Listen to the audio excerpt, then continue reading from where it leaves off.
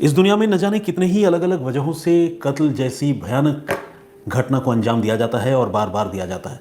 और ज़्यादातर मामलों में कातिल क्या करते हैं, कत्ल करने के बाद अपने आप को छुपाने की कोशिश करते हैं, सबूत मिटाने की कोशिश करते हैं ताकि वो पकड़ में ना आए। और उस तरह के मामलों को पुलिस भी बहुत बारीकी से इन्वेस्टिगेट करती है और गुनहगारों को पकड़ती है। लेकिन आज जो कहानी, जो वाकया मैं आप सबको सुनाने वाला हूँ, वो बिल्कुल हटकर है। और ये कहानी ज़्यादा पुरानी नहीं, और जगह है उत्तर प्रदेश का आगरा। आगरा में ताज नगरी में एक नॉनवेज रेस्टोरेंट है, दुकान है, जिसका नाम है शाहिद अली की चिकन बिरयानी। और ये घटना है 23 अप्रैल की रात 12 बजे की। होता यह है, शाहिद अली की चिकन बिरयानी में रात 12 बजे 23 अप्रैल को 3 लड़के एक बाइक से पहुंचते हैं।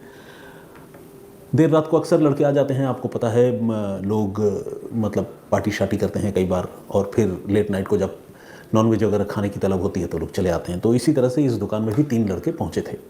और पहुंचने के बाद उनमें से 2 लड़के उतरकर पास में गए, और पास जाने के बाद उन्होंने एक लड़के से पूछा कि भाई क्या क्या है तुम्हारे पास खाने में। तो जो रेस्टोरेंट का लड़का था, जो वहाँ काम करता था, उस लड़के ने पूछा बताओ भाई क्या चाहिए। तब तक ये जो 3 लड़के आए थे उसमें से एक लड़के ने अपने कमर से एक पिस्टल निकाली और सीधे उस रेस्टोरेंट वाले लड़के के ऊपर गोली चला दी, फायर कर दिया। गोली उसके सीने में लगी और वो बिल्कुल पलक झपकते ज़मीन पर गिर पड़ा, खून की धार बह निकली और वहीं पर उसकी मौत हो गई। जिस कर्मचारी की मौत हुई उसका नाम है गुलफाम। गुलफाम इसी शाहिद अली की चिकन बिरयानी में काम किया करता था। बगल में एक और लड़का था, वो देखकर हैरान हो गया। वहाँ लोग तो कई थे, लेकिन जो बिल्कुल पास में लड़का खड़ा था वो भी घबरा गया। वो उसका नाम था सैफ।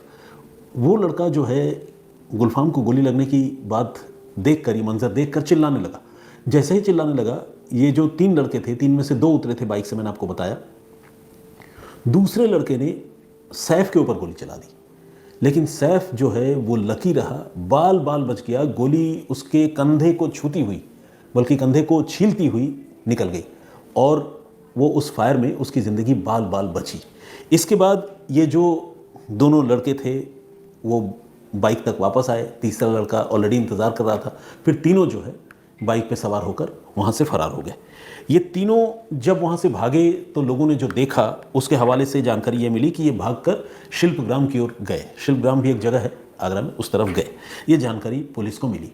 अब ये रात को तकरीबन 12 बजे के आसपास शहर के बीचों बीच मर्डर की एक वारदात थी, बड़ी वारदात थी। और ऐसी वारदात जिसमें एक लड़के की तो मौत हो गई, दूसरा लड़का मौत के मुंह में जाते जाते बाल बाल बच गया। तो भयानक वारदात थी। फ़ौरन जो ताज नगरी की पुलिस है वो मौके पर पहुंची, और मौके पर पहुंचकर उसने मामले की तफ्तीश, छानबीन शुरू कर दी। गुलफाम की बॉडी को पुलिस ने रिकवर किया वहाँ से और उसे पोस्टमार्टम के लिए भिजवाया। जितने भी स्टाफ वहाँ पर थे उन सारे लोगों से पूछताछ शुरू की, और ये जानने समझने की कोशिश शुरू कर दी कि ये लड़के कौन थे, इनसे गुलफाम की क्या दुश्मनी थी, या सैफ पर भी गोली चलाई, सैफ से भी क्या कोई अनबन, कोई लड़ाई, कोई दुश्मनी थी या नहीं। पुलिस अब ये सब कुछ पता लगा रही थी। इस बीच छानबीन में जो पुलिस को शुरुआती जानकारी मिली वो ये पता चला कि ये जो शाहिद अली की चिकन बिरयानी नाम की दुकान है, इस दुकान में जिस वक्त ये हत्या हुई, जिस वक्त ये वारदात हुई, उस वक्त 4 लोग काम पर थे। एक तो गुलफाम था जिसकी हत्या हो गई, साथ में सैफ था जिसका मैंने जिक्र किया, 2 और लड़के थे, मुन्ना और जिशान। तो ये 4 लोग थे और ये चारों कस्टमर्स को अटेंड कर रहे थे, और 4 में से एक की हत्या हो गई, एक की हत्या की कोशिश हुई। लेकिन हत्या किसने किया, क्यों की हत्या, और क्या इंटेंशन था, ये सब पुलिस को शुरुआती तफ्तीश में पता नहीं चल पा रहा था। इसके बाद तकरीबन 24 घंटे या उससे भी थोड़ा ज़्यादा वक्त गुजर गया। पुलिस को इन कातिलों के बारे में कोई जानकारी नहीं मिल पा रही थी। तब तक सोशल मीडिया पर एक वीडियो जो है बहुत तेज़ी से वायरल होने लगा, और ये वीडियो सिर्फ आगरा और आसपास के इलाकों में नहीं बल्कि पूरे देश में वायरल हुआ। मैंने भी वो वीडियो सोशल मीडिया पर देखा था।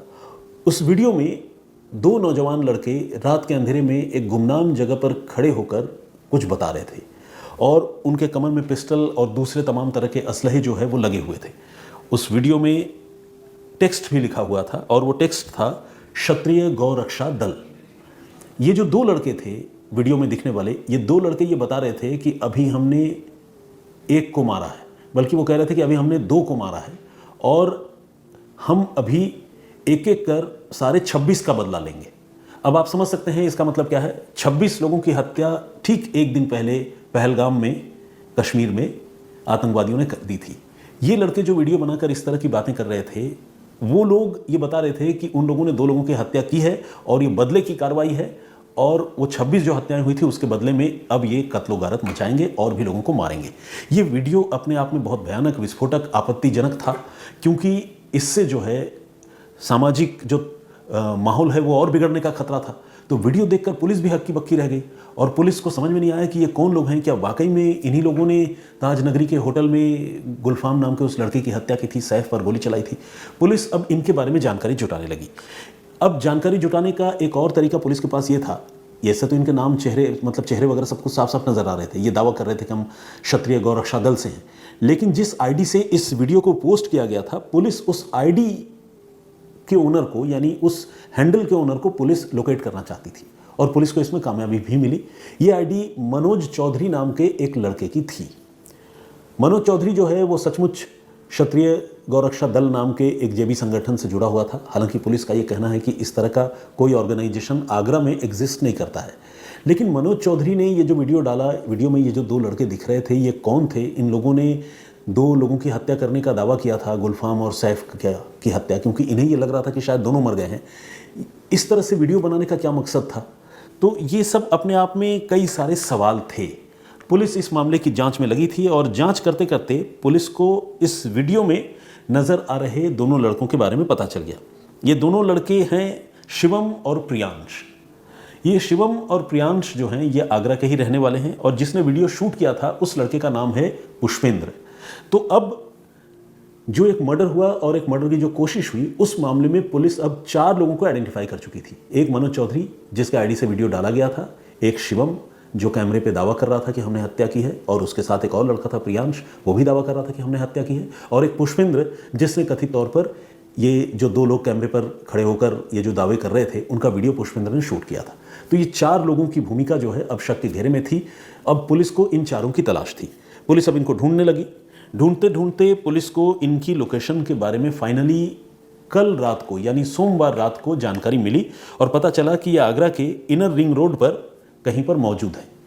पुलिस ने इनकी घेरेबंदी करने की कोशिश की, इनको रोकने की कोशिश की, लेकिन इनके पास असलहे थे।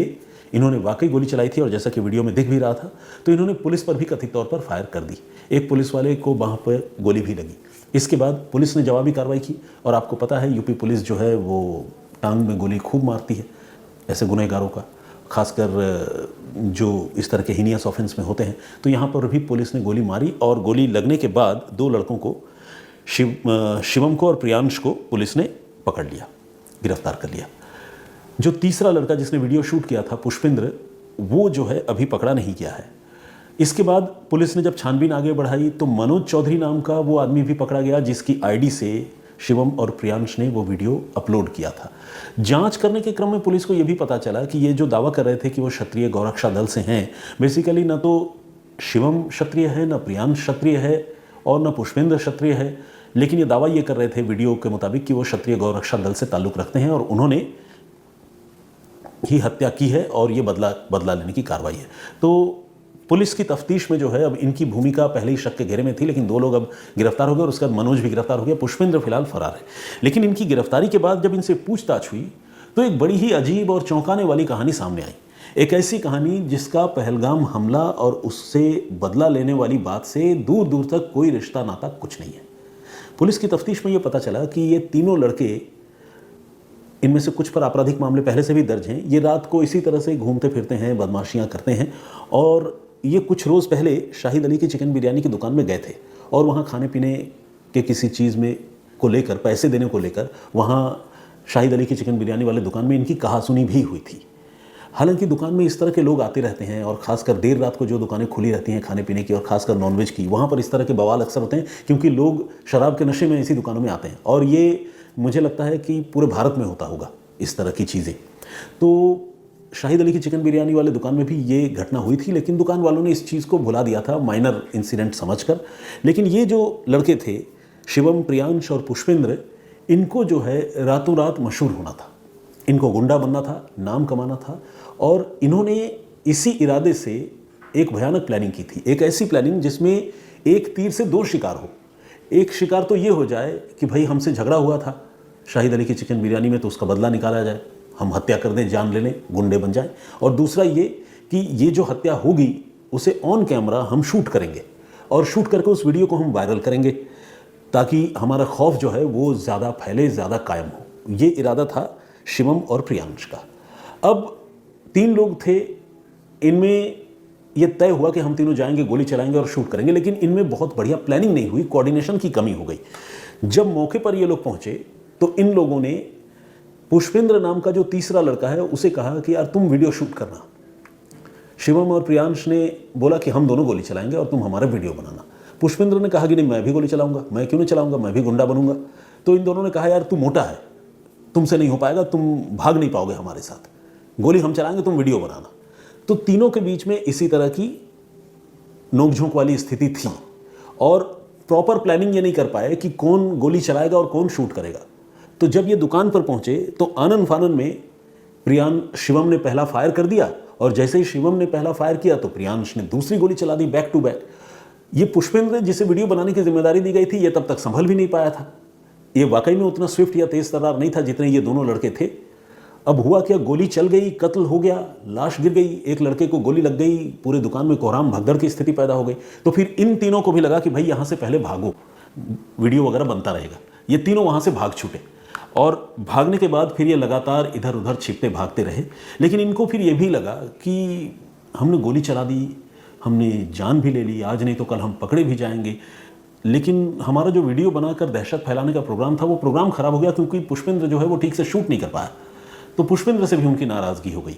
लेकिन तीनों ने आपस में ये बात की चलो अब एक मौका है, हम ये क्लेम करते हैं कि वो डबल मर्डर हमने किया है। क्योंकि इन तीनों को ये लग रहा था कि उस दुकान में जिन 2 लड़कों को गोली मारी है दोनों जो है वो मारे गए हैं, क्योंकि गोली लगने के बाद कोई जिंदा रहेगा ऐसा कोई अज्यूम नहीं करता। उनको ये पता भी नहीं था कि दूसरा जो लड़का है सैफ, उसके कंधे में गोली लगी और गोली उसको छीलती हुई निकल गई, ये उनको अंदाज़ा नहीं था। उनको लगा था कि 2 मर्डर कर दिए।